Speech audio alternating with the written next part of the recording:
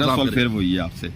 اگر تو یہ جھوٹی افواہیں اس نے پھیلائی ہیں، ملک میں افراتفری پھیلائی ہے، یہ ملک کے خان صاحب اور آئی ایس پی آر جو ہے آرمی ہماری اسٹیبلشمنٹ اس کی ساخت کو نقصان پہنچایا تو اس کے خلاف پھر کارروائی ہونی چاہیے، بھائی جان قانون کے مطابق تو بنتی ہے اگر آرمی کورٹ میں یعنی کہ دوسرے کیسز چل سکتے ہیں تو یہ کیوں نہیں چلتا؟ تو اگر یہ جھوٹا بیانیہ بنایا اور ادارے کو نقصان پہنچانے کی کوشش کی ہے تو ایک دفعہ اسے بھی بلا لیا جائے۔ یہ دیکھو نا، جو عمران ریاض ہے وہ پکڑا جا سکتا ہے جھوٹی خبر پہ، یہ طور صافی اور یہ مطیع اللہ جان، یہ بقایا سارے کو سزا ہو سکتی ہے، ان پہ مقدمات ہو سکتے ہیں، تو یہ کون سے آسمان سے اترا ہوا فرشتہ ہے کہ اس کے خلاف نہیں ہو سکتی؟ تو اس کے خلاف بھی ہونی چاہیے۔ اگر تو اسٹیبلشمنٹ جو ہے،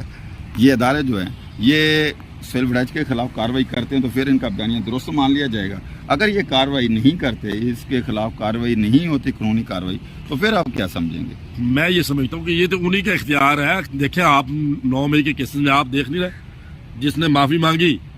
وہ جیت گیا، وہ اس نے گل کھائے، پھول کھائے، پھل کھائے، اور